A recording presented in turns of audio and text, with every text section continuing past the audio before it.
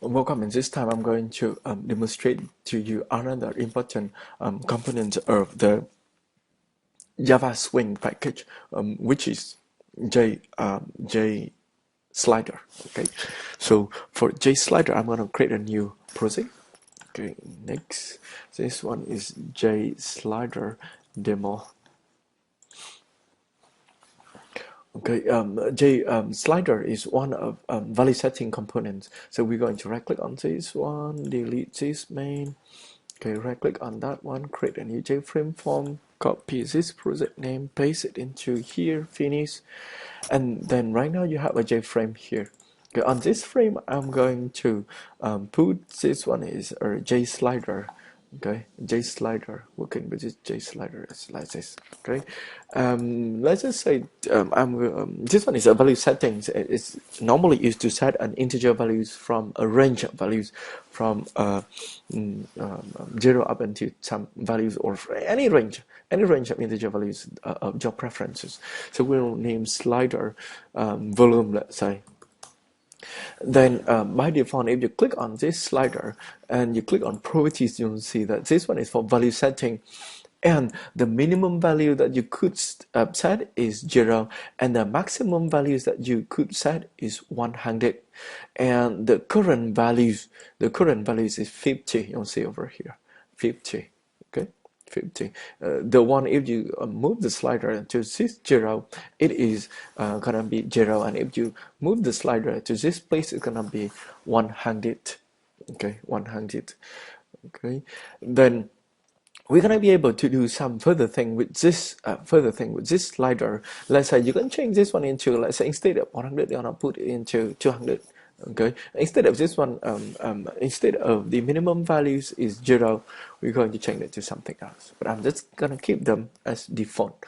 Okay, then we're going to do we'll talk again about the properties later, and we're going to do about event handling for this one. So we're going to right click on this one, events, and we're going to change, and we're going to select on state change. So if you change the state of this one by dragging it to some different places, it's going to call to that method. So we're going to do events and change state change. Okay, when state change, it's going to call to this method, and what we're going to do is we're going to place another label on top here. Okay, and edit edit this text and say it's 0, and I'm going to edit this one and change variable name, and I'm going to say label volume. Okay, label volume. So if you change by default it is 50, so I'm going to change the default one. It's going to be 0. Default values is 0. Okay, you want to observe this one. If I press enter, it will move back to 0. See, so the default value is 0, and right now the volume is 0. And we're going to right click on this one, events change, and the state change. So when the state change, we're going to, let's say, declare int get the selected values equal to the slider volume dot get values. Okay, get values. Okay, get value. When we get the values, you're going to set it to the label. So you want to do lbl volume dot set values. Okay, sorry, set text to the thing, which is the selected values, and this one is an integer, so we're going to just place the double quotes over there, an empty string, to automatically convert that integer into string and set it into the label volume.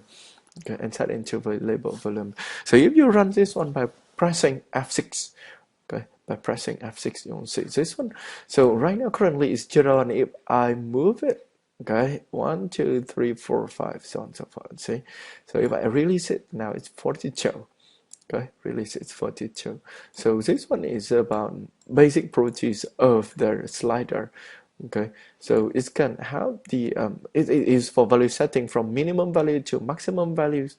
Okay, and you can handle the events for getting the values that user selected over here. Okay, several of the other things you could do with this slider. Let's just look at their properties again. Properties. You can set, let's say, the tick. You know, you're gonna paint tick. Okay, paint the tick. The tick is this one, just like the ruler and this one.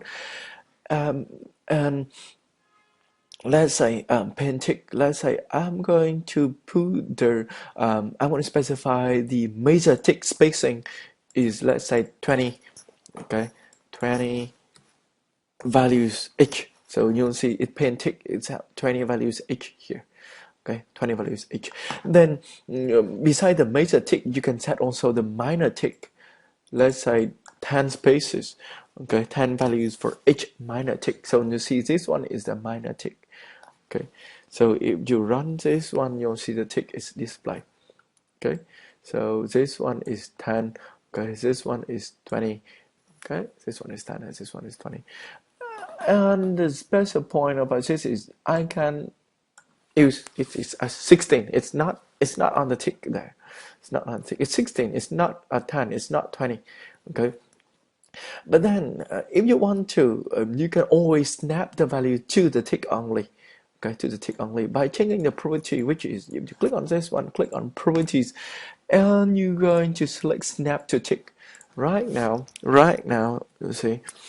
Okay, if you run this one, and I'm gonna move this one to somewhere like 16. Okay, but if I release the mouse, it's got to 20. Okay, because it's snap to tick. Okay, or if I do now 14 or 13, if I release the mouse, it's gonna snap to the minor tick. Okay, which is 10. Okay, that one is snap to tick. It's always snap your value to tick. Okay, and you can also do some other properties. Let's say you're going to change the orientation. Right now it's horizontal. You can change it into vertical. You'll see. You can change it into vertical. Okay, you can change into vertical. You can also, let us see, do some other thing like paint a label. So you'll see clearly this one is 0, 10, 20, so on and so forth. So we're gonna select or paint labels. You see, so this one 0, 20, 40, 40, or 60, 80, and 100, like this one. Okay. So that is almost it. Almost the most important thing about slider already. Okay, and we will see you in next video for other components.